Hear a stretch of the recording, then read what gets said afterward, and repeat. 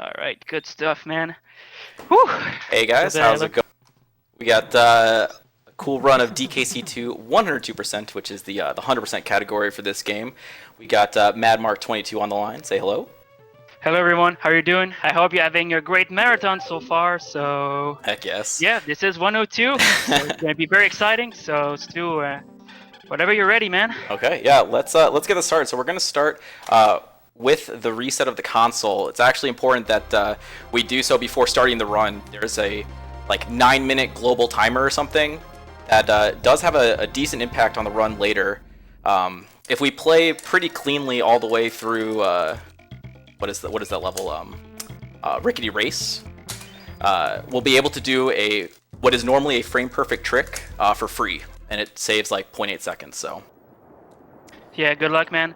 So Thank yeah, you. 102%. So what's the goal of the 102%? It's basically get every single bonuses, get all the DK coins, complete every single stages and bosses, and surprisingly, you need to visit each Kong family members at least one because they each give you a percentage. Yeah, we're gonna not visit.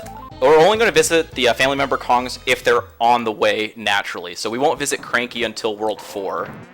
Because that's the first time that we don't have to go out of our way to go across his overworld map node. Yeah, you could visit it on World 1, but it loses a million. So yeah, you do it on World 4 instead because it's just on the path. So yeah, 102 is the execution heavy category. It's a rather hard category, but it's so satisfying when you nail the trick. So there's been a lot of optimization to find that was found throughout especially the last year. So yeah. So yeah, just an example of an optimization right there. You know, we'll dismount the Rhino before the signpost because despawn him on the signpost causes a little bit of a game delay. There'll be a little bit of a freeze frame action, so there's a lot of little stuff to keep in mind. Yeah. So yeah, in 1-2 in main brace, you're gonna see the 3 types of bonuses, which is the first one, the find the coin bonus, where you just simply get to the coin as fast as possible. The second one, which is the destroy all enemies bonuses, so you will simply just kill you destroy every single enemies, and then you get the creme coin. And the last one, the collect all the stars bonus, where you're just given a number of stars to collect, and then you get the coin. It's got the 33 there. That's a kind of a tight throw on that Nice. On that bonus. If I you're love that strat. Yeah, if you're too early or too late, you'll only get like 3 or 4 of the guys. It costs you like an extra 2 seconds. So 33 is the optimal there. Pretty cool. Yeah, there's a lot of like I like 102 because there's a lot of extra things you have to route. Like every bonus is like kind of a level in its own right. You have to figure out the fastest way. So ending this level, we're actually going to do something called a plink right there, where we're going to press jump, the B button, but then right away we're going to press A, which will cancel the jump height to do a team up while we're still kind of technically on the ground, but not really. We'll get the up in the air state, so it counts as us falling onto the goalpost. Oh. So time for RNG bonus? Yeah, that's like there's only like 4 things of RNG in this always run. Lucky, let's go. Yeah, always lucky, baby. There's 4 RNGs in the game pretty much, and that was one of them. We don't know which chest it's going to be. Jedi boy, easy. Yeah, if you want to talk about the big boy right there, feel free. The big boy simply it's just a name we give it. We call it the big boy, or it's just a team throw double jump. So whenever you throw a Kong at an enemy and the Kong partner comes back to you after you kill the enemy, you have a certain frame window to be able to jump again, and that's what he does to collect the DK coin. You're gonna see it a couple of times later on during the run.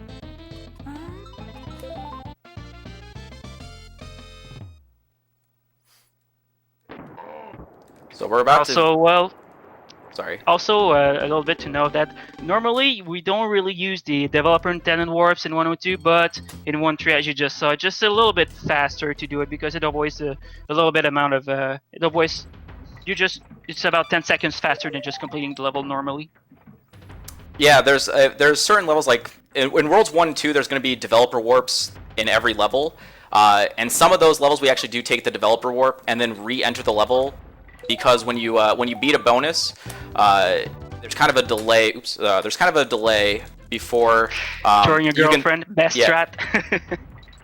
For like walking out and stuff. So if we start, we can collect a coin, and then before the bonus actually ends, press Start Select.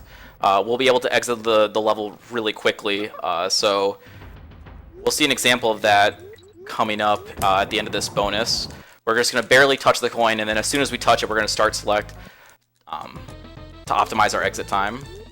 Yeah, because, well, the start select mechanic is simply after you beat a stage and you re-enter the stage, you're allowed to start select out of the level at any time. Yeah, so like if I hadn't gotten that Start Select correct, which is that one's kind of a decently big window, so it's not like that hard for that one. But if I failed it, for instance, I'd have to walk out of that bonus and then wait for the next screen to load and then press Start Select. So it's going to cost you an extra like 4 or 5 seconds if you fail those.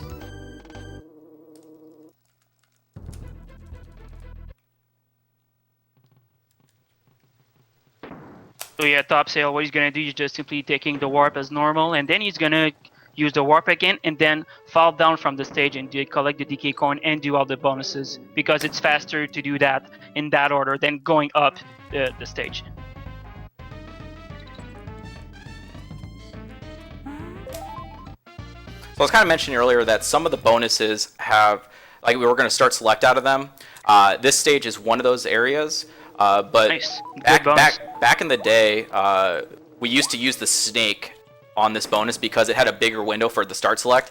But someone recently found out, maybe within the last year, that if you delay on this like second flitter right there, like I did that back turn for the delay to increase the window for being able to Start Select as Dixie. So that used to be a really tricky one, like almost like a frame perfect kind of a Start Select. But that's what's awesome about the community always coming together and finding new ways to optimize things, like never give up on cool looking strats. So yeah, now Crow, the boss of World 1. This is the game's biggest RNG factor. The first two phases are always the same. You want the mouse on the egg as soon as possible and then hit him. And then here comes the two later phases, where are completely RNG based. It's a 50-50 to get either a real egg or a fake egg. So that's a real egg. Nice. Oh my Lord, have mercy! A 629. That's insane. This is an insane wow, World 1. Fakeless. That's amazing. Because this boss, it can also give you fake eggs, and it's possible to get so many of them. So yeah, world record for fake eggs is about 20 or 21. Yeah. Yeah. The boss decides. This boss can decide to absolutely troll you and just destroys your roll one time. This game's biggest RNG factor, and yeah, each fake eggs loses 2 to 3 seconds. Yeah, it's pretty expensive. So like normally, if I'm going for like a world record attempt, you know, I would take maybe up to two fake eggs if the rest of the world was good. But that's why World 1's such a reset heavy world, just because of Crow plus the RNG bonus in 1-3. You'll notice right there we do a team up to cancel the coin moving animation. Normally when you finish a bonus, the coin moves to the top center of the screen. And if I'm able to team up the Kongs after, like, as I'm collecting the coin, that animation is stopped prematurely, which I'm told saves a little bit of time. So I'll do that quite a bit during the run.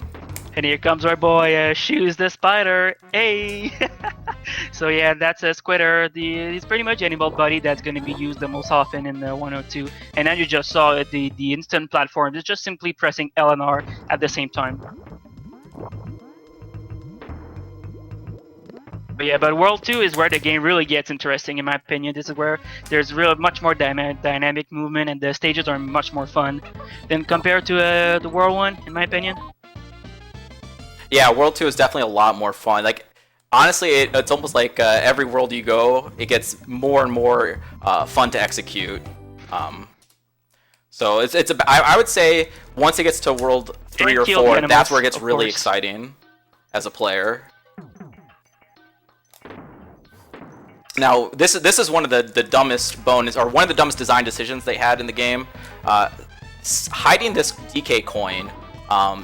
Yeah, the only bonus in the game that has a DK coin in it. Yeah.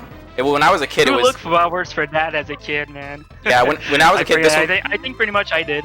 Yeah, this one was hard for me as a kid, and Lava Lagoons was also hard because that was hidden behind a wall, as well. So. Shout out to Nintendo Power for that. Oops. I actually still got that one. So that was an example of a big boy. I'm able to get an extra jump while Dixie's flying back to me after I threw her into an enemy. And then again, another example of a plink right there. Again, we're pressing jump to get initial height, and then before I lose the ability, I press A to team up, and that'll cancel the jump, which makes me fall back down onto the goalpost. So yeah, once again, Stu's entering the stage to collect to do the bonuses. He's gonna fall down again from the top of the stage. And after this one, after this bonus, I do use one of the few places I use audio cues is on the drop down. I'm gonna wait till I hear the cannonball, so just be quiet for just this one moment, if you don't mind. Just make sure I hear this guy.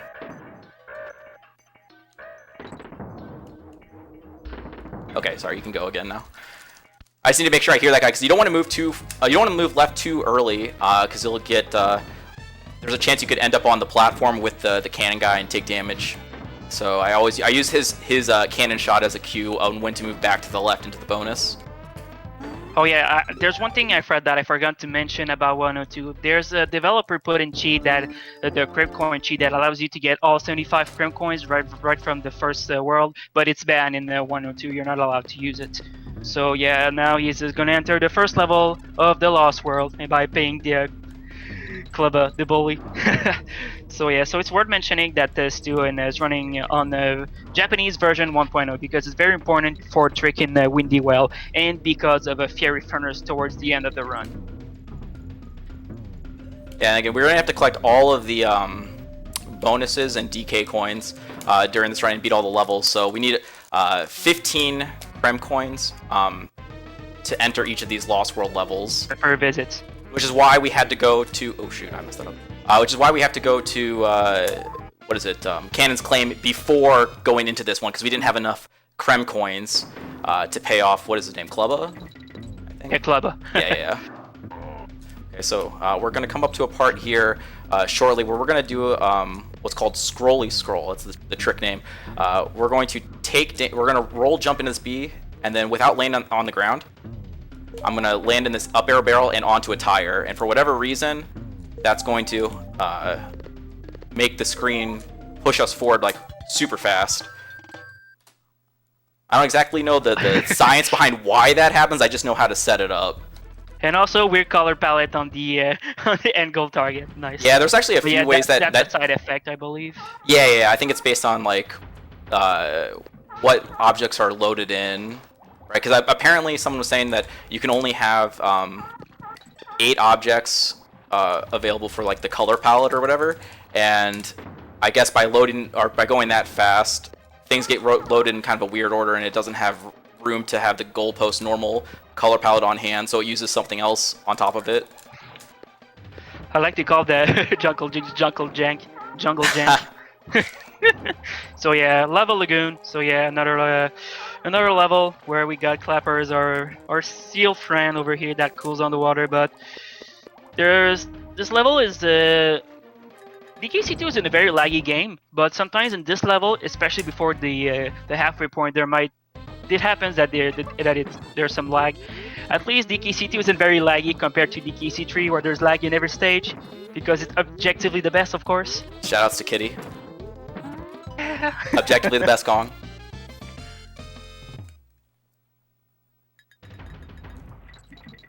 Nice. Good bonus. Speaking of the 3 different DKCs, the fish does appear in all 3 games. He's actually handles the best in DKC3. He's essentially like unkillable. So you can just mash Y to lunge with him the whole time. DKC2, you have to be a little bit more, have a little bit more finesse with him, because when he's pulling back to do his lunge, he's vulnerable in that state. So that bonus with the fish I did in that previous level, you have to be very careful with your lunge timings. His hitbox is janky, really janky. And now we are on the red hot ride where we have got our animal buddy Rambi that some people are not always fond of, so I'm gonna not talk, so I'll let Stu do his thing. Yeah, this one's a tough level. I'm not sure how much I'll be able to talk during it. We're gonna take Rambi all the way through the level, which normally there's a signpost in the middle of the level to force him to despawn, but we're gonna try to move it. So we're gonna do some beetle clashes and some object ID manipulation to push him through this level. Alright, good first part.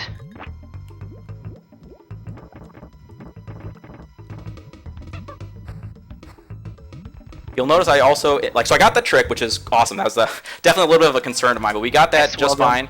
And then you'll notice I charge into this bonus, but I'm also able to get an extra jump, what we call a Ramby double jump, mid-air by pressing B and then left, right quickly on the D-pad.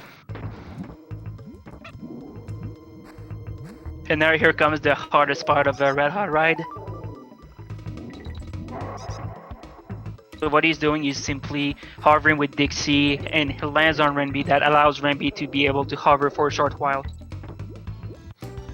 Nice, and we got reason.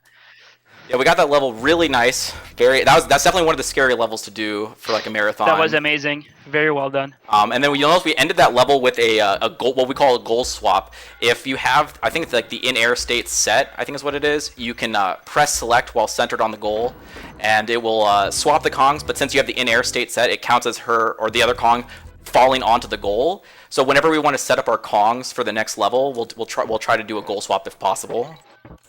So now Squawk Shaft 2-5. Once again, he's taking the warp first as an 80% run, and then he's gonna re-enter it, and then he's gonna do a super big boy, as I like to call it, because he killed 2 enemies instead of 1. Nice, well done. I messed up that part a little bit. To get the bonus. The camera actually ended up panning back to the right, so the Kongs had a little bit more of distance that they needed to travel to exit the screen. So that's a little bit of a time loss there, but not too bad. Hey, how do you know that bonus, that Crim coin was in that chest, man? You're so good, dude. I know, right? Always lucky, Kappa. Yeah, no. So there's the bonus in World 1 that was RNG was a chest bonus, but for some reason that chest bonus in World 2 is actually always preset to be the what is that? Oh shoot, what am I doing? Don't mind me. Got distracted. Got a bit distracted, but that's fine. But yeah, that chest bonus is always the same every entry. So. Okay, you're fine. You're fine. Yeah, this is fine. This is fine. That happens. Yeah, we call it the well-designed bonus. You don't even have to follow the bananas, so that's cool. Yo, box roll, nice. So that's Squawks, our adorable parrot friend. So yeah, he's gonna help out throughout that portion of the stage. So he's gonna be doing a damage boost, not too long. All right, yeah. He does a damage boost right here, and he's gonna collect the DK coin. He's gonna do the start select trick to cancel the bonus coin fanfare after he collects the Crim coin. Yeah, I lost about 3 seconds for that one mistake, but that's fine. Not too shabby. So yeah, we're on an interesting boss here. We're gonna do we'll probably look like a scary strat called Lava Fly. Mark, if you wanna talk about that while I execute. Yeah, sure.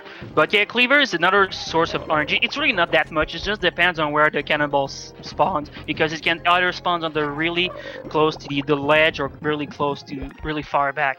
So yeah, Lava Fly is a trick that I'm not especially fond of, to be honest. So yeah, you jump at the top of the mountain, you glide all across the lava, you gotta release the D-pad, and then you gotta jump, and you gotta buffer your jump. That was almost disaster. There was a lot of almost disaster there, yeah, but we're fine. Holy frijoles.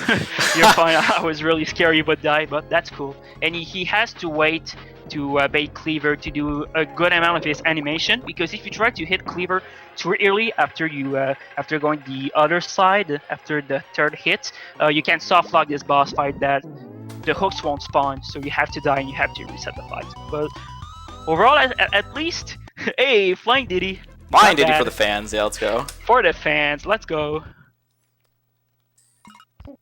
Okay, now things are going to start getting a little bit tougher. World 3 is definitely significantly tougher than Worlds 1 and 2. Yeah, this is where the game really begins. There's no more any developer intended warps, so now it's time for the real game. So once again, we got Ramby. We're gonna do some SNES Super Charge. This Super Charge is really easy. It's nothing compared to Red Hot Ride. Here, I'll even give you guys some gold rats. So we were talking about the color palette thing earlier. Since I delayed picking up this DK coin, that color palette of the DK coin gets mapped onto the rats right there. And that, oh shoot, I messed that up by a little bit. You'll notice I went to behind the cloak right there and jumped up and was able to quickly knock down his chest. The old school strat was to just kind of let him throw the chest out in front. It was about 2 seconds slower doing it that way. But you gotta be careful because if I hold B Yeah. too long, if I'm holding B when I make contact with that chest, I'll bounce off the chest into the swamp and die, and there's no saving yourself at that point. Yeah. So it's like save 2 seconds at risk of death, pretty much. So yeah, so what he's doing, he's teaming up his Kong, he's storing his Kong into the arrow barrels, and that stores the super jump, and he's gonna take damage on the cloak, and he's able to gain a lot of vertical distance, and he's going to use that to go across that gap.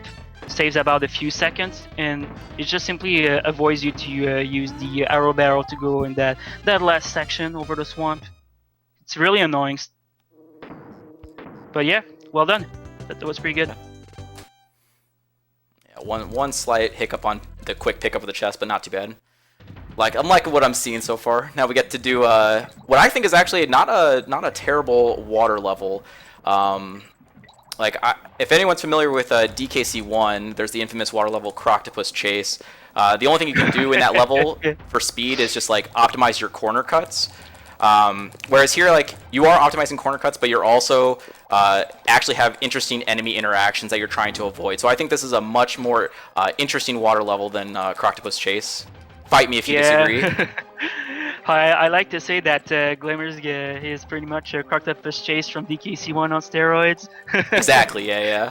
Yeah, you want to cut the corners as closely as possible to minimize the time loss, because every time you go around a corner, you have a slight chance to lose a little bit of time. So, and it can add up a lot throughout this level. You can lose to tenths of a second to full seconds lost just because of doing it poorly. Also gonna overall, not bad. Yeah, I'm not bad so far. Yeah. Never mind. Don't mind me. I was gonna say something, but I retract my statement. That wasn't even said. That's fine. So the interesting thing about this level is on the second entry of this level, we actually left behind a bonus at the very start because it was kind of out of the way. And since it's so early in the level, we're actually just going to re-enter the level, do the bonus, and then start select. It's going to be faster, but the cool thing is in that bonus in particular, we're going to be able to grab the coin while also walking out of the bonus, which I believe saves 1.5 seconds if we get it right. It's kind of a difficult upward swim to set it up, so we'll see if I get it. I won't be able to guarantee it. It's not free in my opinion, but. Oh yeah, because if you would have went to get the DK coin and do the bonus first, it would have been longer because he would have to backtrack, and that saves about between 5 and 10 seconds at least. Dang, I didn't get it. So you see how I got the coin fanfare there for beating the bonus. That means I didn't get the walkout. So unfortunate, but like I said, that's kind of a hard trick to guarantee. He got the DK coin and he starts select out, and now he's on Crockhead Clamber, which I like to affectionately call it the Crackhead. So yeah, this is the first hard level of the game. Yeah, this is when we're gonna try to do a lot of deep rolls, and that means there's a lot of chances of dying in the swamp, like that right there. That one's not that hard, but I think that's more scary looking than it actually is. But there's plenty of places to die in this level for sure when trying to optimize it. Well, in 80%, what you would do is you would do a wrong warp, but you can't do that in 102 because on 1.0 you cannot do wrong warps at all, because first of all you would soft lock your game. If you attempt to do a wrong warp on 1.0, you would be stuck in an infinite loop. And also there's a slight difference between 1.0 and 1.1 on that stage, is that the Crockheads, for whatever reason, it's easier to clip 2.0. I'm not exactly sure why, but I guess that's how it is. It's easier to fall to your death. Yeah, that ending is the scary part for sure. Very easy to. Yeah, that's the most. Yeah, and isn't there also a chance that you'll get the croc barrel to lift the croc heads up, but there's a weird timing where they go right back down and you die. So that level can definitely be treacherous. I'm not fully exactly sure why, but yeah. And now Rattle Battle, arguably one of the most infamous stages in this game. So Ratley's hitboxes is absolutely terrible. Well, the overall hitboxes in this stage are just absolutely terrible. You can take damage when you're not expecting to take a hit, so you really need to adapt to whenever you take damage or not. And sometimes you can't even you can't even see when you're expecting to take a hit, but then you're not even taking damage. So it's really janky. Yeah, snake if I hitbox say- is always a bit questionable. Yeah. Okay, good. Ah, shoot, I missed the short hop double jump. While we're talking about the snake, you want to talk about That's fine. the short hop double jump and the omega? Because I'm about to do an omega coming up here to get into this bonus. So yeah, this snake double jump. Well, they're about 3 frames each, so you're able to. I believe you can hold. You hold A, and then you press B within. I don't know if it's exactly a 3-frame window, but you can do the double jumps and to get much more height with the Rattling. You will see that especially in the Toxic Tower later on. Yeah, snake is my favorite animal buddy for sure, just because of all the Damn, cool jumps that you can do. Almost a 33, but Yeah, still good I messed for up that one of the bonus. short hop double jumps. So with the strat that I came up with that one, you can actually now get a high 33, almost a 34 in that bonus. But you need all your short hops to go right. So I missed one of them, but it's still pretty good. Not too disappointed with that. 32 is still good. So yeah, well, again, here's another level. It wasn't a developer warp, but again, because this bonus is like out of the way at the very beginning, we can just re-enter it and then do a start select to get out of it. We're gonna skip some of the developer intended path. Yeah, much better routing in my opinion.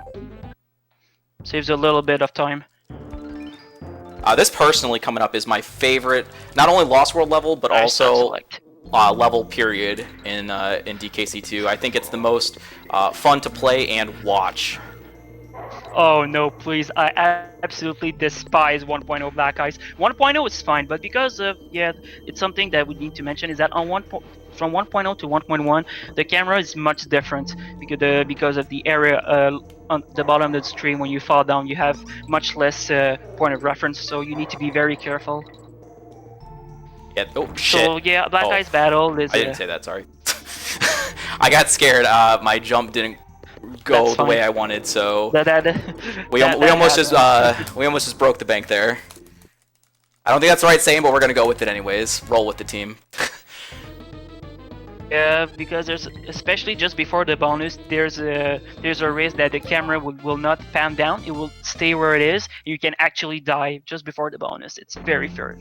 Yeah, and Very that's the frustrating. exact spot that I was on when I And made good that bonus. mistake. So I was very spooked. And yeah, that bonus that he just did, very important that he didn't fail it. That's good, but it's very important that he does not fail it because this is one of the most punishing bonus to fail in a 102. Yeah, routing bonuses in 102 is very important because there's some bonuses that you can't even get back in, so you gotta die in there, restart from midway in Black Ice if you miss that bonus. So then now Slime Climb, he's gonna set up a super jump. Yep. Very nice. He's setting up. Yep. We're gonna set up the super jump by swapping in the water, and then later on taking damage and while holding B, and I'll be able to fly. I grabbed the DK barrel at the end of it so I could have another Kong to do another super jump coming out of the bonus, which I'm doing right now.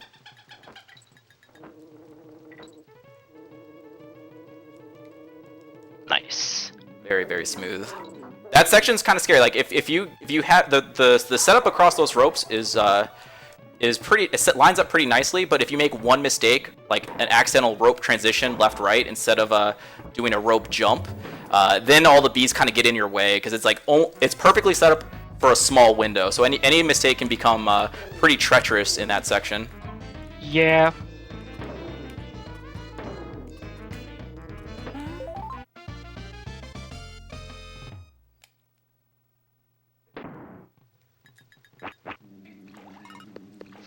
Well done. Thank you. That's not bad. Not a bad level. You have enough time to get the DK coin without the invincible barrel? Nice. I wasn't fully aware that you could do that. Yeah, That's neat. you have to make sure you swim the proper way to avoid what is his name, Snapjaw, I think. It's very particular. But once you get the hang of it, it's actually not too bad. So we're gonna take a D-boost here intentionally so we can go across the bramble to get into this bonus. I mean, you could work around it, but that would be pretty slow using all these rails. You can see how slow they turn. We're also doing something called quick shots here. So the moment I enter the barrel, I don't know how big of a frame window it is. It's not too big. 3 frames. 3 frames? Okay, so I have 3 frames to press from what I B heard. to exit again, and here's the last one of the level. Got it. Okay, so there's I got every quick shot there, and if you miss one, it's like, I mean, it depends on which one you miss, but it could be like 1 or 2 seconds if you miss a quick shot and have to kind of naturally use the barrels. Yeah, you gotta wait for the barrel to rotate again, so it's very, very annoying. So now he's coming up on the vine clip, which is arguably, in my opinion, one of the hardest tricks in the game. And now he's gonna do a newer setup that was found I believe a few months ago. Yeah, just a few months ago. We looked into that the backside vine clip, but I unfortunately missed it. So if you want to talk about like the hitbox and stuff for like trying to get through, well, vine clip is that you have to do a big bore from the clamp on, and you need to make sure that your double jump, you need to get the maximum height possible from your jump, and then you need to hit the precise location on the vine to be able, and you will be able to clip through it. You need to team through at the correct moment. You have only just like a few pixels to be able to do it, but if you fail it, you have multiple backups that you can do, and you have multiple variations too. So you have about at least 3 backups that are available to you if you fail it. But it's very difficult. If you happen to hit not the horizontal hitbox, but the horizontal bramble, you won't take damage. But if you hit on one of the corners of the bramble, you will take damage, because for whatever reason there is a hitbox on the corner of the brambles compared to the horizontal brambles. That's really weird. So you might, I don't know if you could hear me counting there. There's this boss. There's not much to optimize as for like how early you get the hit off. So I'm actually counting how many hair oscillations Dixie is doing during her breathing. 1, 2, 3, 4. So yeah, I watched the up and down. That's 1. And so the cycles go 6, 4, 2, 2.5, 2, 1.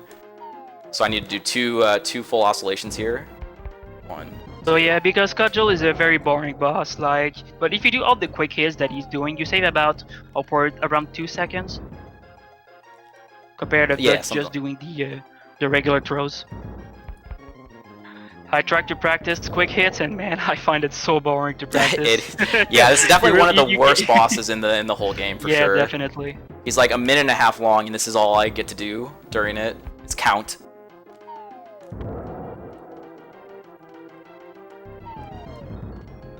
There isn't much to say about this boss. You just want to hit it as early as possible.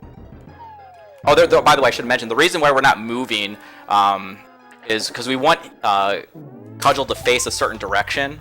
So in my case, I want him to face left, and so I can move to the right and use my back toss. Like my throw animation for Dixie, her hair will move backwards, and that's the part of the hitbox that hits Cudgel.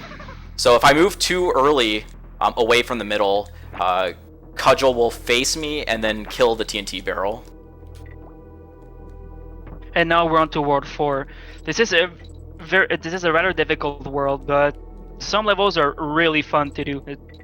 We're on Hornet Hole right now, so the main mechanic of the honey levels is honey climbing, and honey climbing is very hard to master. No, that's fine. This is fine.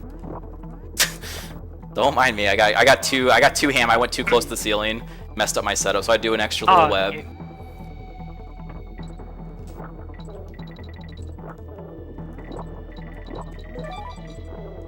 If you're familiar with any percent runs of DKC2, you would see that you would do a trick called scrolly scroll to make the screen go very fast, but it's better to keep squatter because you need to get the DK coin anyway. Yeah, so if you remember from earlier in World 2 where we did Jungle Jinx, we did a scrolly scroll in that level. They essentially do something very similar in this level for the any percent version of the DKC2. But we need the oh shoot. Up in 3, easy. This is fine. This is fine. Just do a Ooh. delay here. Okay, it's fine. Yeah, this is fine. Yeah, Somehow I got a that web makes- off, an attack web off before that happened, so I was able to get through that. Yeah, but The bad guy, not too bad. good barrel backup. I like that though. It's a good backup. Yeah, now he's gonna re-enter the level to get the remaining bonuses.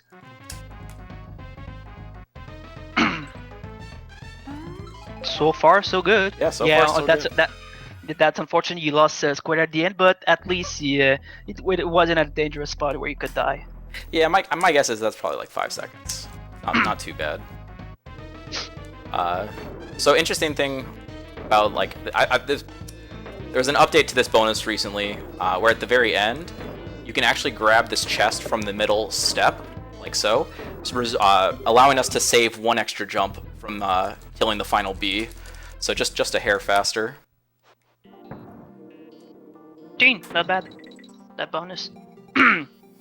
So yeah, now target terror. This is an auto scroller. There isn't much to say.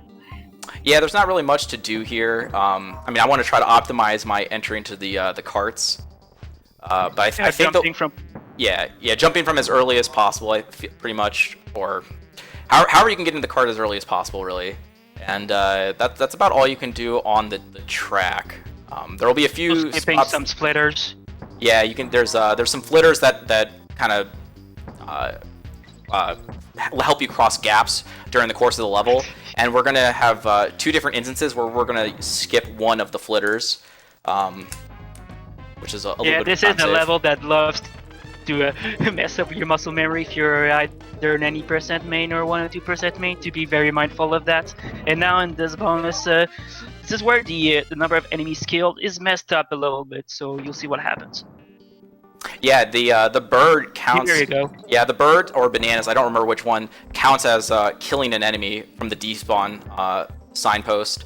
So like when you pick up the bananas that were created by despawning the bird, that counts as the enemy dying. And so yeah, I was able to avoid killing one of the bees in the top left corner. So yeah, it's because it's the way the game that calculates the number of objects that is depleted from the stream. So he left one of the zingers, one of the bees alive, and then when he collects he collected the banana bunch, it just gives him the crumb coin.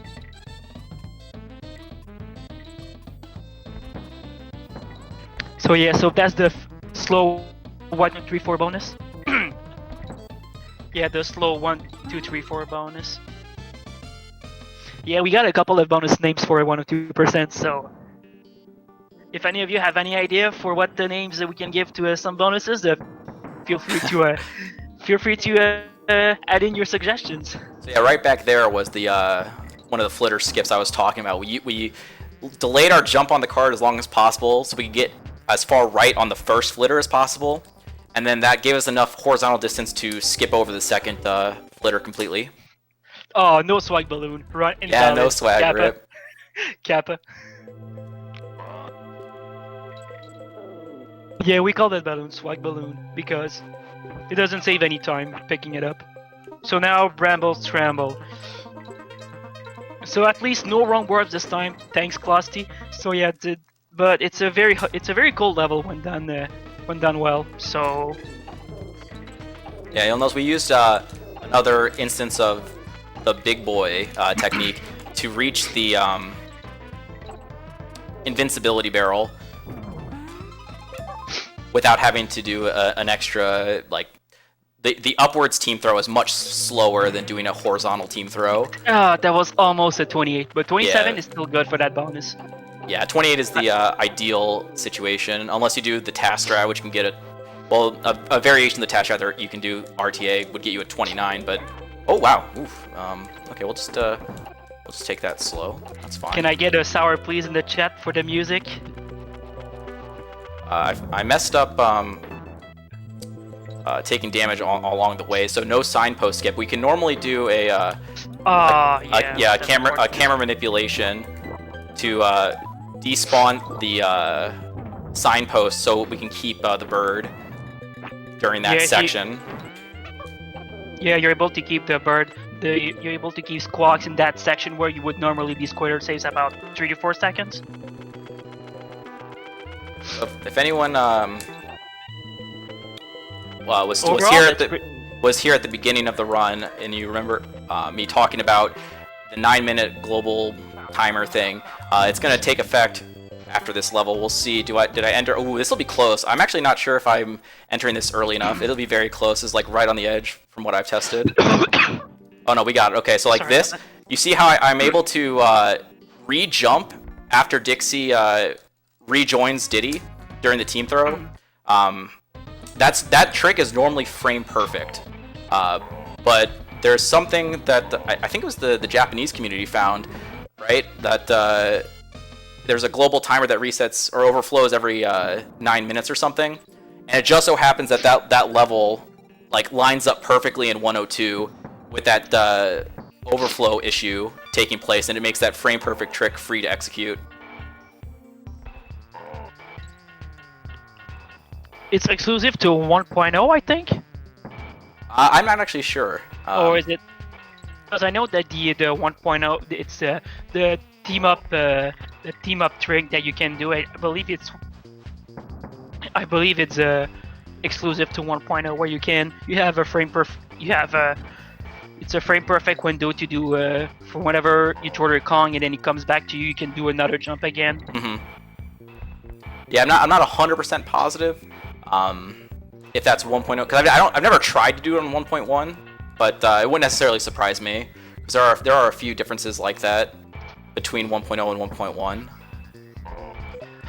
Oh yeah, we're on the rickety race, so yeah, that's another auto-scrollers. But in that level, you want to jump downward slope, but not upward slope, because it messes your momentum.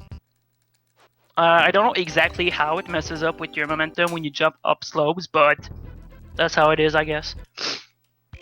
You're gonna see it later in the Haunted Hall.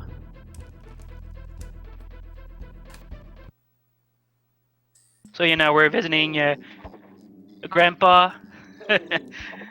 And then now we're on Model Hearts. This is already Model Hole Marsh. This is another difficult stage, but it's rather a complete stage. This is really a fun stage to execute for sure. Of platforming, rolling, a lot of jumping, and in 80% you would finish it up with a wrong warp, but here 102% because you have the DK coin to collect at the end. Very important. This is another level similar to Crackhead or Crockhead back in World 3, where you're in the swamp and we're doing all these really deep rolls, and if you make any slight mistake, you're oftentimes dead. Yeah, the timing is it's not very lenient, and also it's possible to clip through the reeds. Because for whatever reason, I believe you clip through the reed because you go too fast, or the reed isn't completely loaded. That's really weird. Yeah, I think it has something to do with like your speed, right?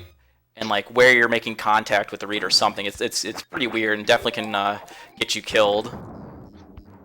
So yeah, and that bonus that he just did, he simply used the team throw to kill both flitters at once, because it's a bit faster than killing one flitter at a time. You also notice that at a few points during this level, I've been turning backwards to do what we call a moonwalk. That'll help keep the camera panned, or prevent the camera from panning further to the right, and that will change the spawning point, or the spawn timer essentially, of those Kato Ninetails, which allows us to actually roll through them. And when you roll through enemies, you get extra speed. So that's so like, even though we're I think technically backturning would be a little bit of a slowdown, but the fact that we get to roll through enemies to increase our overall speed nets us an overall time save. So yeah, he collected the DK coin. He did. He switched his Kong to make sure that he timed the barrel perfectly to get the DK coin. And now we're on the Clubber Carnage, which arguably one of the worst levels in the game, in my opinion. But there are some cool skips that you will see later on, where you will see Stu do some setups with the Clubbers to obtain an invisible object and to be able to manipulate some of the properties of the rotating barrels and be able to be shot extremely far. Alright, good first one. Both of them felt really clean. Ooh. Liking what I'm seeing here. I Very I can't really explain why this works. I just know how to do the setup. But Hey man, it's faster, so you do it. Yeah, exactly. I don't ask questions. I just run the game. So yeah, I believe it changes certain properties of the rotating barrel, so it just shoots you out very far. And the gatekeepers are coming up. Okay, good. I was really afraid because the last two clobbers of that stage, they're known as the gatekeepers. If you don't do the jumps properly, or if you jump from a bad angle, you will be knocked back to the spice, and yep, you start again from midway. Starting again from midway. That's really fun. Nice level. That was good. This next one is definitely a sleeper killer for sure. There are definitely it doesn't seem like that there would be that many hard things in this level, I feel like, but I've lost many runs. You're going for Via Boy? I was, and then I got not enough height on my big boy. I was a little bit I should have aborted because I ended up too low on the honey. Yeah, I ended up too low on the honey, and it kind of messed up my positioning, but it's fine. I tried to go for the frame perfect re-jump that we were talking about earlier, like trying to repress jump when Dixie touched on my head again. I've done that before, but I messed it up that time, so I opted to go back to the backup strat there. It's a very difficult backup and very annoying. And yeah, you didn't get B skip, but that's all right. Yeah, I couldn't go for I only go for B skip if I get the Via Boy. I'm gonna get that halfway just in case, because we are gonna do a trick called Ramby Death Jump here. I mentioned in Red Hot Ride. Going for it? Okay. Oh yeah, of course. So in Red Hot Ride, I mentioned something about Ramby having a double jump. So I'm gonna do a charge. This is an example of it right here. Jump and then midair press left right shortly after pressing and holding B. But we're gonna now use that over on this charge.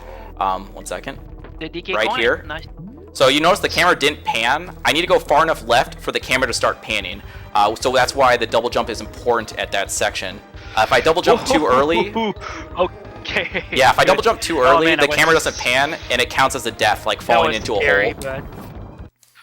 Dude, that was ballsy to respect. I got the halfway, it was fine. That's an extremely difficult... That's an extremely difficult trick. Oh, by the way, hardest bonus in the game. Yeah, right. Funny enough, I've actually failed this bonus. There was a one time way back in the day where that last blue guy, he just like became red. Like Ramby touched him and he became red, and then I tried to kill him again and he just killed me instead. Like I can't explain how it happened, but it definitely was sad day. So don't sleep on that bonus, even though it's extremely free. So yeah, now we're on King's Extinct.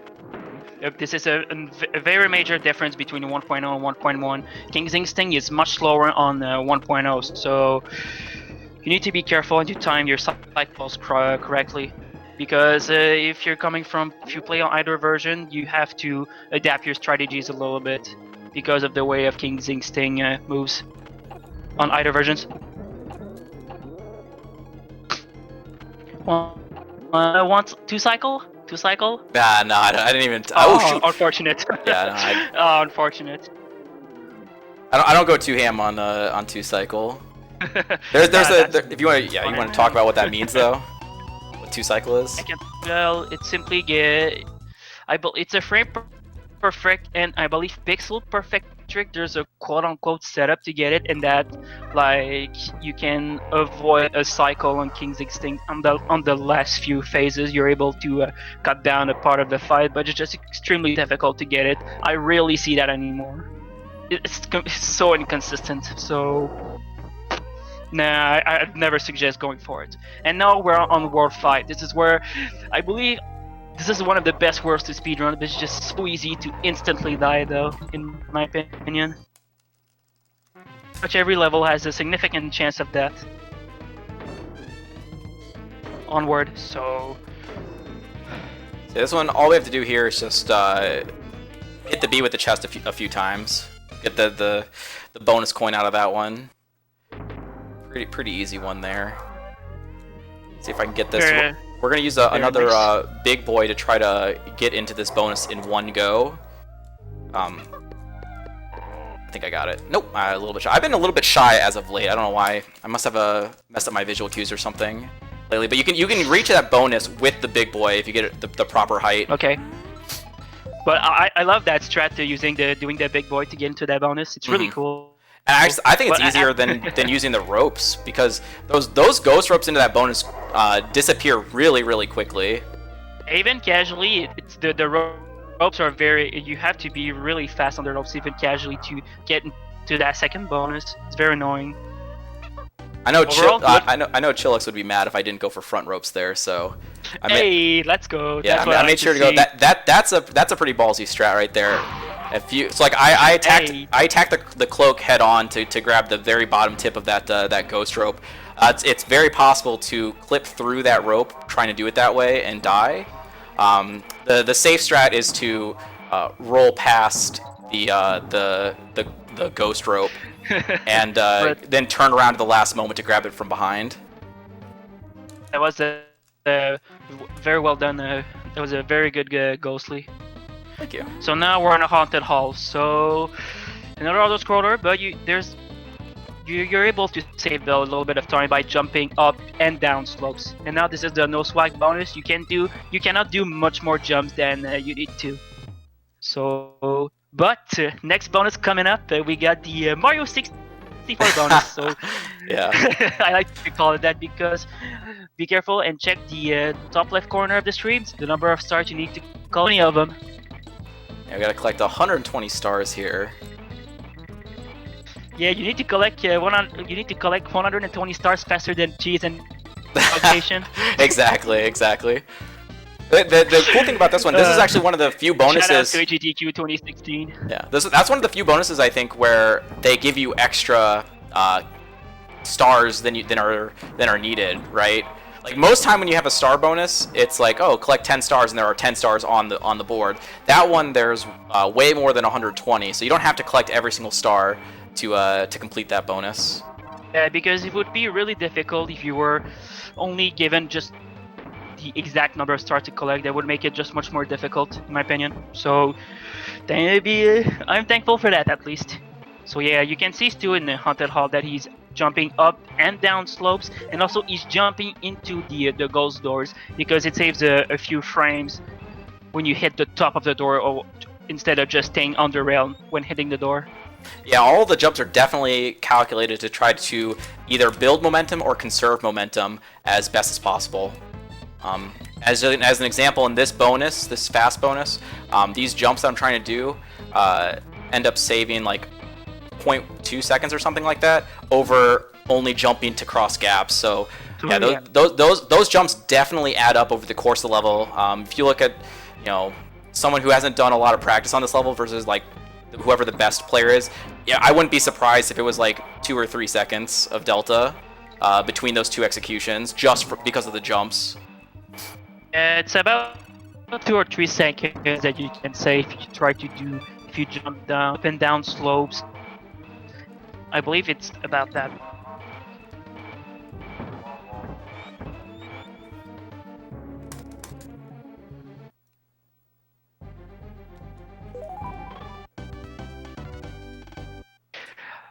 Don't forget the DK coin, please. Oof, that would be that'd be a sad day having to replay all of Haunted Hall because of the DK coin. Yeah.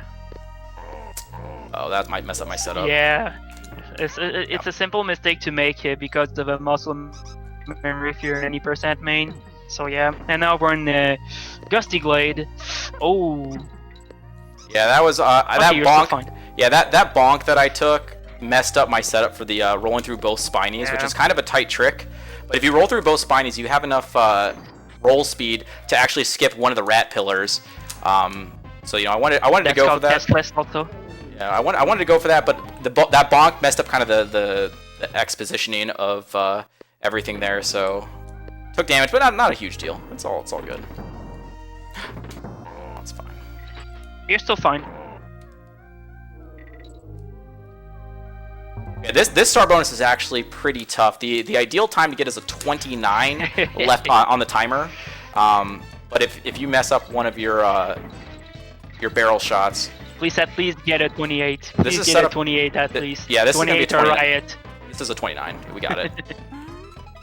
Like, there's like 3 stars in particular that you want to make sure you get in the right order, and if you do that, then the 29 kind of lines up nicely. Well done. Thank you. That was a very good bonus.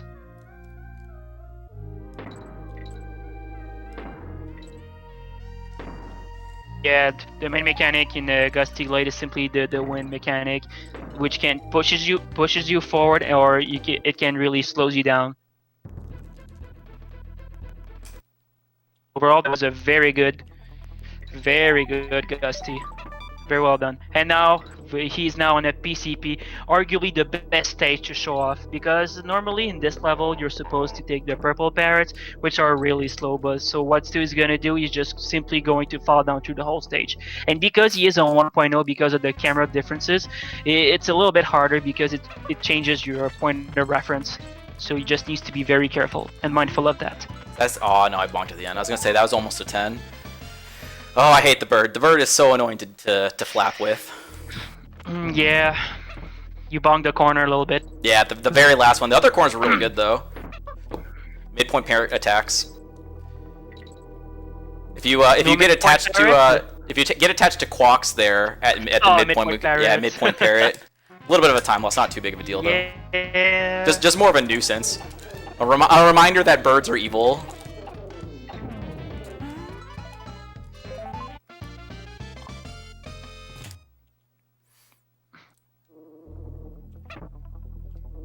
Oh, I haven't messed that up in a long time. I probably was because I was about to mention that this is actually one of the harder sections to trying to do without taking damage. Yeah, true. It's okay though. We fortunately failed it in the good way where I took damage early rather than late, so I was able to grab that DK barrel right away. A few seconds of time loss, but yeah, if you fail a little bit later during that drop, there's no recovery pretty much, and you just have to restart from halfway. Yeah, it's this part. If you get hit at the middle of the stage, it's pretty much impossible to recover, especially if you're Diddy. So when doing PCP, you have a lot of backup strats that you can do that are available to you. So it's not that good. It's not that bad. So now we're on Webwoods. This is already a very difficult stage in any percent. And now in 102 it's even harder because you gotta go for a trick called a fast cannonball. It simply involves getting the fast cannonball that the cannon shoots out after the midway point to open the first bonus across. And he's doing instant platforms by simply pressing L and R at the same time. I'll try to be silent a little bit to let Stu do stuff.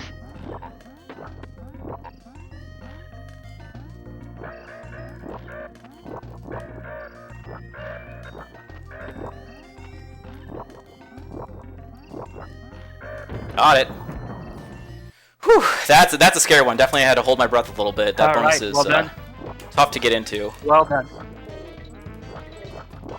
This bonus can troll a little bit once again because of the bramble hitboxes. If you're hitting the horizontal brambles, you're gonna be fine. But if you hit the corners of the bramble, that's a problem. I took that bonus a little bit safe. If you do it really aggressive, you can get like a mid to high 24 end on the timer, and I got a high 23 instead. But that bonus, like crossing that gap into that bonus and doing that bonus in general, have cost me so many runs over the course of my 102 career that sometimes it's just better to play it a hair safe, you know. Yeah, it's better to play safe. And oh yeah, shoutouts to Rare. I almost forgot. Oh yeah. Spooky boot DK coin time. And another one of the worst DK coins in the game. You got about like 8 to 10 frames to hit it. I don't know exactly the exact frame window for it, but it's about a 10 frame window, 8 to 10 frame window, because it just flicks that fast. And now we're on Creepy Crow, aka Crow 2. This is another disadvantage of 1.0 is that you can actually soft lock this boss fight, because each phases when Creepy Crow rises up, he goes up, there's a chance that you can actually hit him, and I believe that soft locks the fight. Pray no left barrel. Oh yeah, right spawn please. Okay, mid spawns is respectable. Yeah, I'm totally okay with mid spawn second phase. Yeah.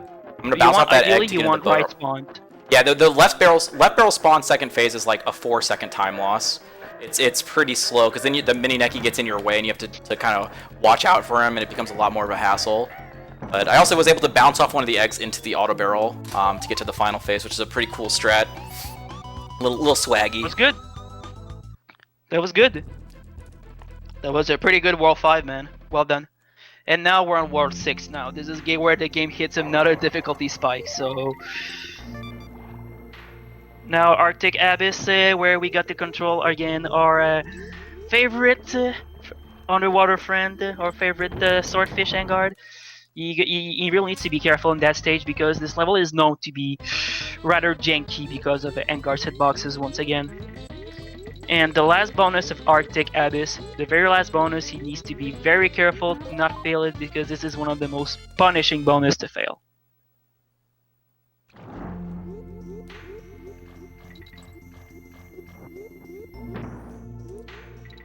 Ah, darn. Okay, you got one of the buffer despawns. Nice. Yeah, I got that, but then I accidentally clipped the platform, so I had to oh, and again, wow, that's been happening to me a lot lately. I don't know why. But yeah, anytime you clip those platforms, annoying. you have to restart your lunge. Yeah, that's annoying. Because it just completely stops your momentum. That's very annoying. Fortunately, Vanguard is much faster to restart his charge than Rambi. The Rhino is like 2 seconds or something like that to redo a charge. Please don't fail the bonus. Okay, we're good. All right, well done.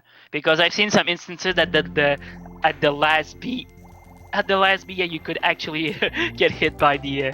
100% agree. I've definitely had that happen before. I took it. I delayed just like a hair just to make sure that he wasn't gonna get me. But yeah, definitely have had that happen.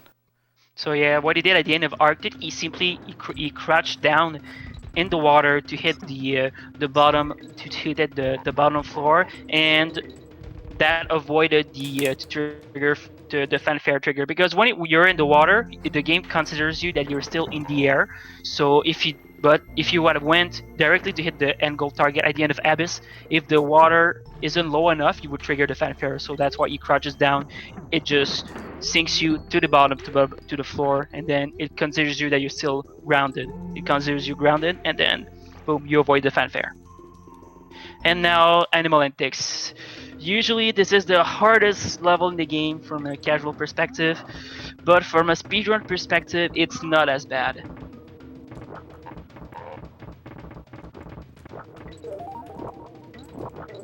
Most people remember that the squawk section is usually the hardest section in the game, but that's the section that Stu is gonna choose.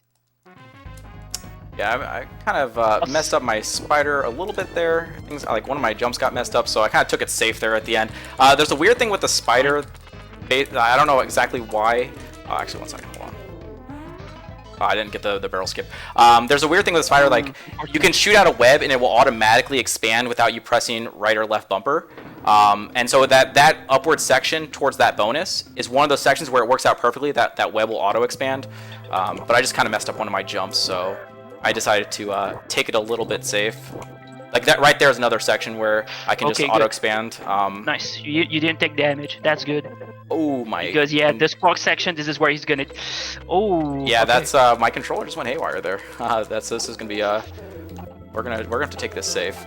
I mean, I need this DK barrel. Oh, never mind. Okay. Well, here we are. Well, friends.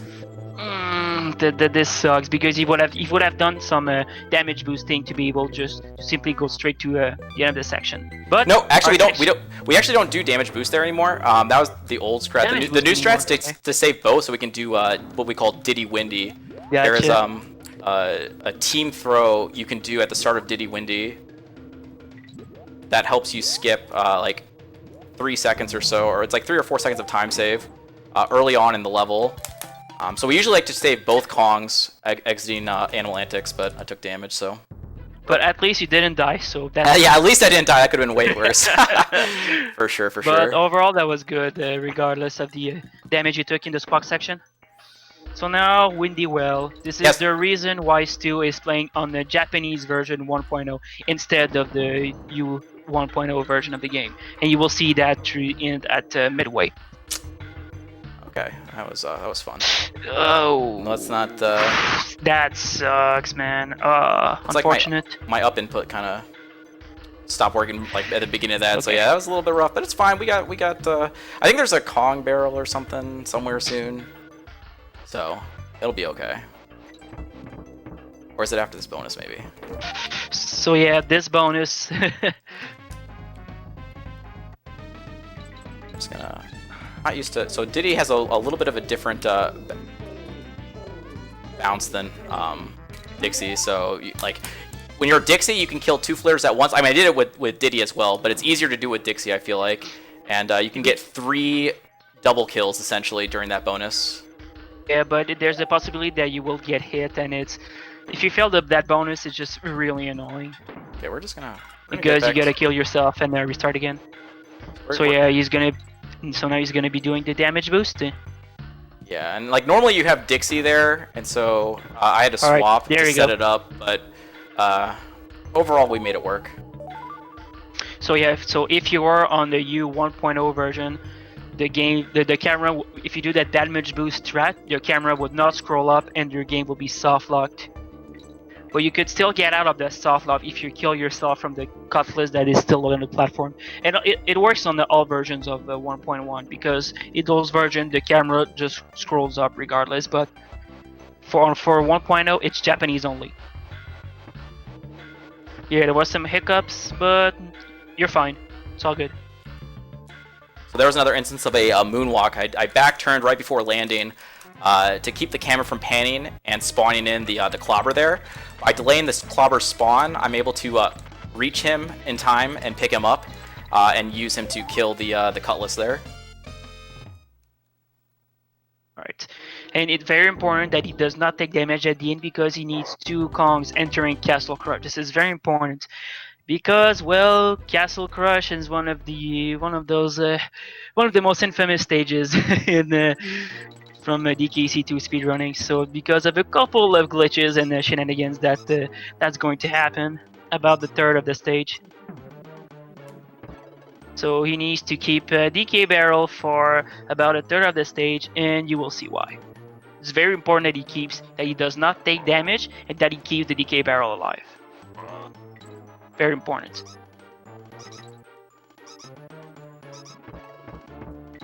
Yeah, this level I think is what, normally 5 minutes long or something? Oh, Right? it's about a 4.5 minute auto scroller. Yeah, about yeah. That's a very long level. Yeah, so we're gonna summon the goal at about the 1.5 minute mark instead, and then we're gonna re-enter and do the bonuses.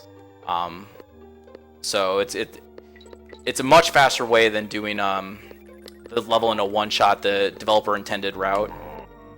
But as Mark said, we got to keep this barrel alive, our companion barrel.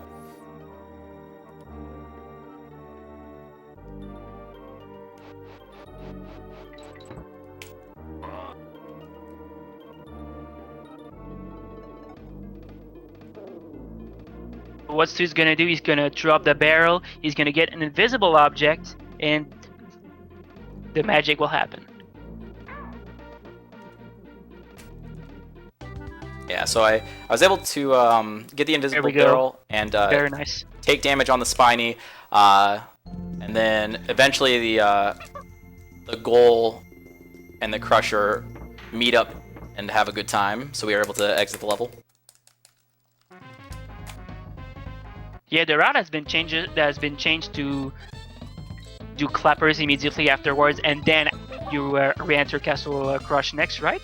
Yeah, so we're gonna do clappers first, and then we'll go back in because this is gonna set up our Kongs back in the right order as well Gotcha. by the end of the level. So I'm gonna actually Because skip. I believe I'm gonna skip that clapper right there as well. So when you bounce off of a clapper, when you bounce off a clapper, you have a little bit of a movement. Like it changes your speed. while he turns the water into ice. And normally that Snapjaw guy is kind of in your way, but if you do the movement right, you can actually avoid him by like jumping out of the water to kind of reset his attack pattern. It's like a 0.1 time save or something. Man, It's really small, but scared it's me, swag. man. That was well done. I was really scared, yeah, you would take damage, but damn, that was good. So yeah, the route changes, dude, because there was a new trick that was found in Castle Crush that is called the bonus entries. That I believe that was why. Sorry. Okay, wait. What were we saying? Sorry, I got distracted by the end of the level. Cool. But I was just saying that the rerouting was done because of the new trick that was found, the invisible bonus. Oh yeah, exactly. We're gonna something kind of similar to what we did the first entry of this level. We're gonna keep the barrel all the way through, and instead of trying to spawn the or summon the goal to us, we're gonna essentially what I like to call summon the bonus to us. We're gonna do the bonus summon this time. So normally the bonus is just beyond those spinies. You can get it to come to you earlier. By using some invisible objects, just like we did with the goal summon. So it'll look a little bit different, but have the same kind of flavor.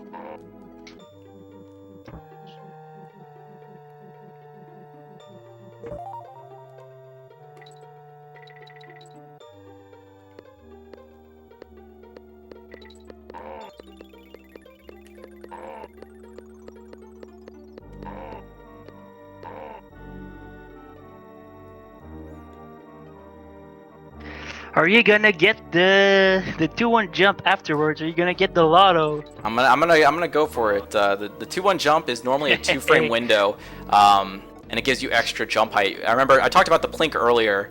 The 2-1 jump is a plink, but then you press B X number of frames afterwards. I don't remember how many number of frames you have to wait.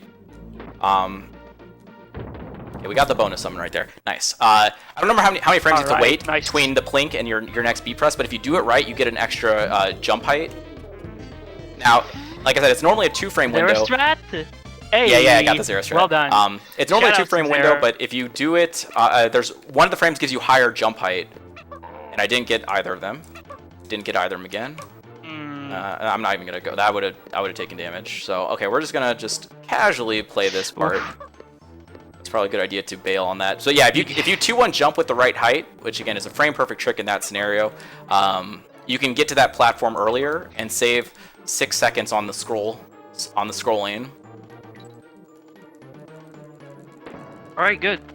And now he's gonna take or animal buddy Squawks to get the rest of the second bonus and get the DK coin, and then he's gonna start select out. Is this the last time you do the start select trick to cancel the bonus fanfare, or? I think it is. Yeah, I think it is.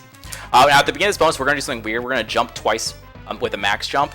For whatever, I was told this by Tonkotsu. I don't know exactly who found it, but that's someone in the Japanese community told me about this, where max jumping twice at the start loads in some invisible objects or something, and causes the crusher to move faster earlier. So it is. It's a weird way to save time, but it's kind of cool. How much does it save? Like 15, 20 frames? Was that, yeah, I was told it was like 20 frames of time save. Okay, gotcha. Nice. Free time save, yo! You gotta take it. Yeah, it's not even that hard. Just jump two max jumps, pretty easy. So now Stu is on CLC. No wrong warps this time, but this is a very cool. Level in 102 and in Warpless too, because it's gonna be a very intense rope climbing after the first bonus.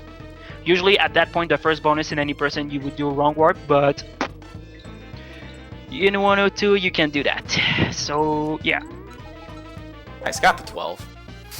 That bonus is a little bit rough just from the lag. Like I don't feel like that many bonuses lag, but that's definitely one where it can throw you off on your jump timing. Oops. Speaking of lag, this level in general just lags. Yeah, this is one of the few instances where in DKC2 where the game will lag. And it's noticeable lag too. So yeah, he took the invincibility barrel because there's a small maze section. There's that B maze. You need to keep the invincibility barrel because doing it without it is just a nightmare. That was a pretty good climb. Not bad. Yeah, not bad. There's just the one Rate jump your at the climb, beginning. people. just the one jump at the beginning that Right. messed with. Again, I blame the lag. Yeah. Always blame the lag. Oh, we got a cool trick right here, by the way, coming up after this bonus. We're gonna clip through the wall. It's a 1.0, I believe, exclusive technique, right? 1.0 exclusive. Yeah, when you swap while going backwards or something, it like causes your swapped Kong to also move backwards, and so we're able to clip through that wall. Don't do that in a level like PCP. You're gonna have a bad day. Oh yeah, you can definitely get soft lock in other levels by clipping into their out of bounds. Yeah. But that was a pretty good CLC. Oh, and I'm now actually gonna have to kill Tower. myself. No, I forgot to get the DK barrel. I'm just gonna kill myself. Re-enter level. Take the little bit of time loss. I got distracted. What can I say? It happens. No problem, dude. I like jump up these stairs. Like, wait, something's wrong. I feel like I'm missing a friend here. So yeah, we don't want to lose. We don't want to lose Dixie. She's a nice gal, and she's gonna be useful later. Oh shoot. So yeah, Toxic Tower. It is a hard level because. Oh, okay. So yeah, this is where we abuse this Ratley's the mechanics. We really abuse the Ratley's double jump mechanics, where it's about 3 frame windows each to get the double jumps. And he wanted to have 2 Kongs because he wanted to do that damage boost to get through the B and to collect the DK coin. Saves about a few seconds. Section, not bad. But you don't want to sleep on the parrot section either because there's a lot of stuff that can go wrong. So yeah, I normally don't get that halfway when trying to do PB attempts because it's a little bit out of the way. Not much, but a little bit. But when you're trying to do a marathon run like this, you definitely want it because this section can go horribly wrong. That's fine if you take it safe. That's completely fine if you take it safe because this level is rather dangerous. Like any There's of these a lot endings. of stuff that, as I said, that can go wrong. Okay. Looks like we're solid. All right. Could be. Yeah, that last line of B, you're aligning yourself just correctly to be able to pass smoothly. But the squitter section is free. It's nothing hard. So yeah, just get into the bonus, and that's it. I believe that last appearance of our friend, our boy Shoes. So bye, Shoes. Rip. Yep, he's gone. And we're out His of there. final running.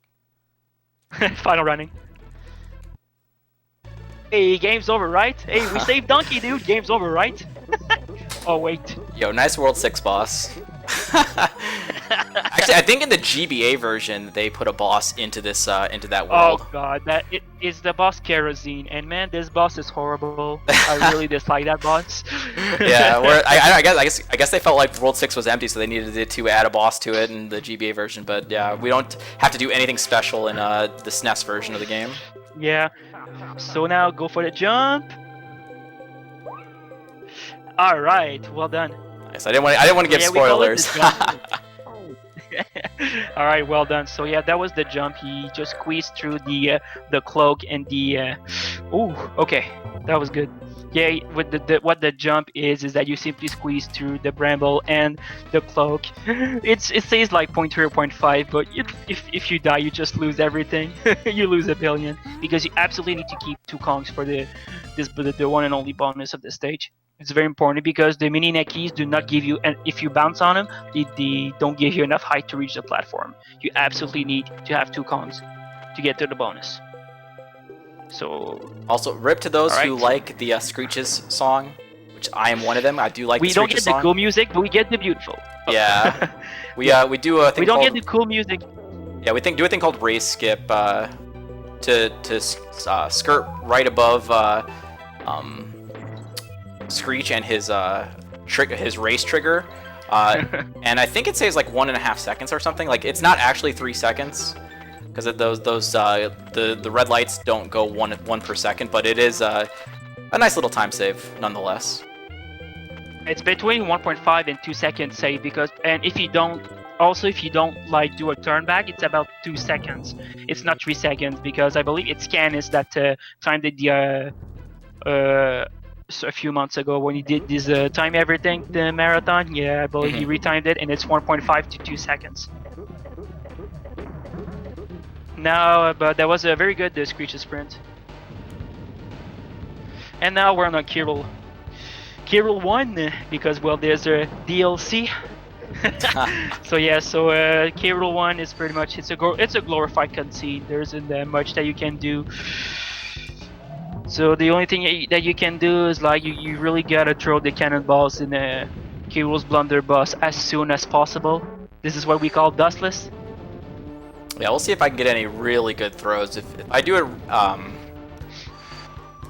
super optimal, like you can see that when I threw late there, you can actually see his dust particles on his blunderbuss. But when you're really spot on, you like don't see any of those dust particles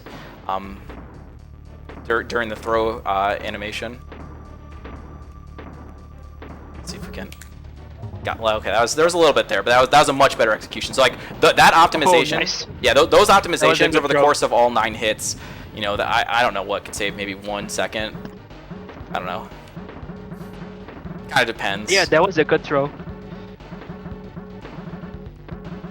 You're going for Blue Diddy, or? Should I go for Blue? I guess I don't usually go for Blue Diddy. Blue Diddy does lose I think like 4 seconds or something. No, I believe it's 2 seconds per phase. I believe you get hit by the colored smoke. It's about 2 seconds per phase, if I'm not wrong. But you do it for swag because it's cool. Because why not? See, I can try. I can try to do it. It's like I said, it's been so long since I've even attempted that we'll see if I even can set it up right. But it's not that hard, so I should be able to get it. But if I mess up, then I blame Mark. All right. Okay, so this is this part, right? Yeah. Yeah, if you're on a PB attempt, don't do what he's doing. Yeah. don't get hit by the smoke because as you can see, Kirill waits a little bit longer. No, it's not 4 seconds. It's about 2 seconds per phase if you get hit by the smokes. Interesting thing about I think it's 1.0 versus 1.1. If you pick up the cannonball as it's spawning, you get an extremely fast throw. So like when you're doing any percent, you have to walk up towards K. Rool for that blue gas throw. But in this version, like watch how fast this throws. Like you see how like lightning fast it goes. Because of that, you could technically throw that blue gas ball back from like this far banana. Which is like an interesting difference between the K. Rool fights in the different categories. Yeah, the purple smoke is easy. You just stand in that. You can use an easy visual cue, and nope, you won't get hit.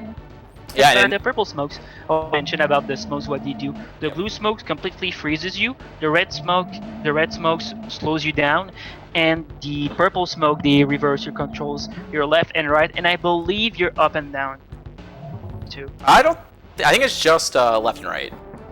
I think it's because it's not even up and down in DKC2. I don't think for Poisonous Pipeline. Okay. I think it's just left and right. But that's definitely enough to mess with your mind during that. Yeah, to throw you off. Fortunately, if you're Diddy in that boss fight, you can just hold Y and left, and K. Rool can't suck you up fast enough to kill Diddy. So Diddy's a little bit too fast for him. So hey, we beat K. Rool. We finished the game. Oh wait, no. Yeah. no, the run's done. It's not done yet. The run is definitely not done. Yeah, first we gotta listen to Cranky and all his nonsense and blah blah blah. We're not good at this game because we didn't get all the DK coins and Mario's the better person. Yeah. We hear you, Cranky. But so yeah, we actually have to wait here. The game doesn't automatically save until we get black screened out of the podium scene, which is coming up here shortly. Yep. So we just gotta. Now's the best time to check Twitter. Yeah, sorry, go. Now is the best time to check Twitter. Yeah. So yeah, so I have this. My split for this is 4 minutes long to do the next level, but the vast majority of it is us just sitting here waiting for Cranky plus the reset screen. So I think it's like something like 2 minutes or something. So nice and chill right now. I believe we did some timing recently on the adding cutscenes. I believe that the K. Rool 1 cutscene is about a minute and 20 seconds long compared to the second ending, which is about 40 something seconds. If I'm not wrong, there's a, I believe it was about a 30-40 seconds difference in the both the endings. So Interesting. Okay, so this is the last screen. I recognize the last few characters there. So now we're going to get ready for the reset. I try to do it as fast as I can once it gets black screened. Want me to explain Fiery Furnace? Sure. Alright, so Fiery Furnace, so this is pretty much the reason why Stu is playing on the version 1.0. So what we're going to be doing is a zip. So what he's going to do, he's going to set up the rotating barrel, well, the directional barrel with the cutlass on the ground, and he needs to get hit at the exact time that the barrel shoots him out. This is a 3-frame window, and if he executes this properly, he will be able to keep the directional barrel. He will transport the barrel to the left side of the screen, and you will see pretty much a screen wrap. So here we go. Got it. Let's go.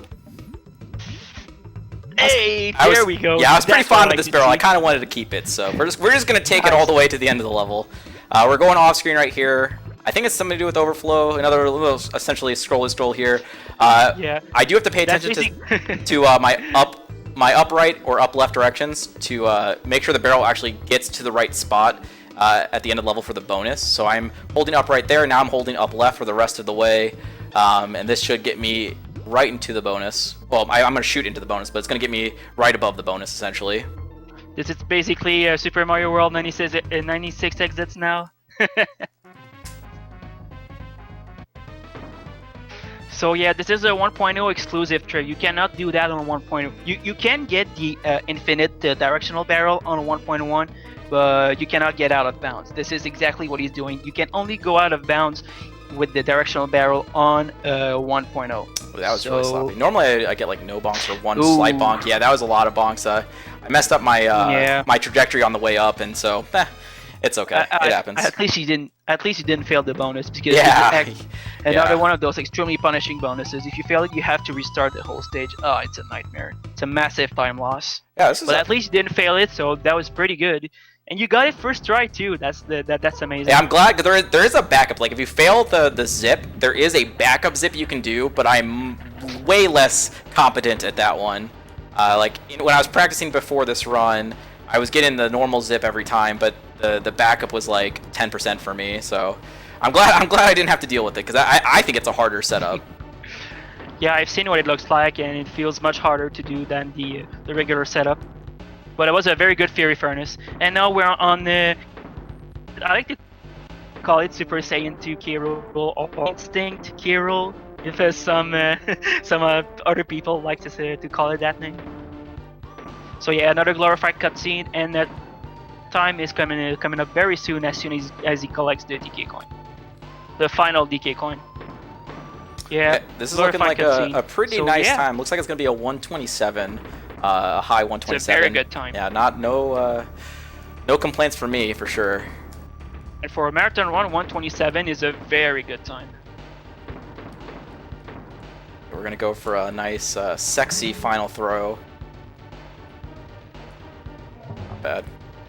And time. There we go. Hey, nice run. There we go. Nice run, Thank you. dude. That was the very good run. Sure, there was some minor slubs, but the 127. Yeah, that's really good. Damn good. This Appreciate is a really good run. Nice appreciate runs you in the chat, please. Yeah, thanks for the GG, and I appreciate you doing the commentary with me. Yes, this is definitely a difficult category. Any one mistake can end up costing you a minute or a minute and a half, depending on what it is. So some of those things I really have to focus for. And I think Mark did a great job. So shout outs to him for helping me out here. Thank you for actually letting me commentate, because you said at the beginning that you weren't sure, but thank you for letting me commentate. It was a real pleasure, and I hope you guys enjoyed the run. So yeah, that's a DKC2 102%.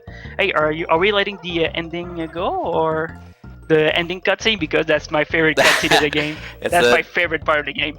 It's a nice and iconic scene for sure. Big fan.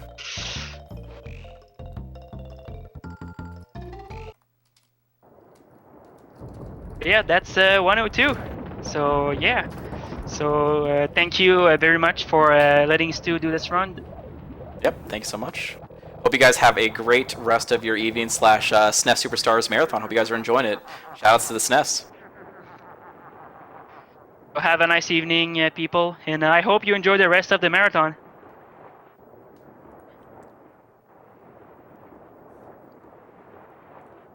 Best cutscene in the game. Hell yeah. Yeah, we beat Mario. Woo!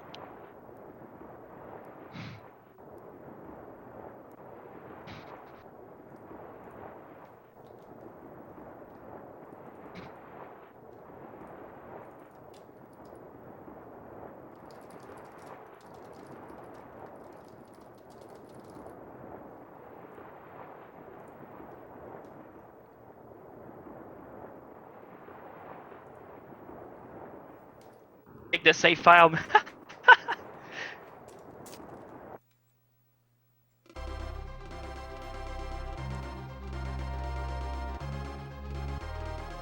just to be sure it's Yeah, it's a 1 of 2. We can do a quick check. File check. Heyo. Not bad. There we go. 111 With all the time. DK coins. Not bad. So yeah, so thank you guys for watching. So thanks Stu, that was a very good run once again. So thank you for letting me commentate once again. So I hope you guys enjoy the rest of the marathon.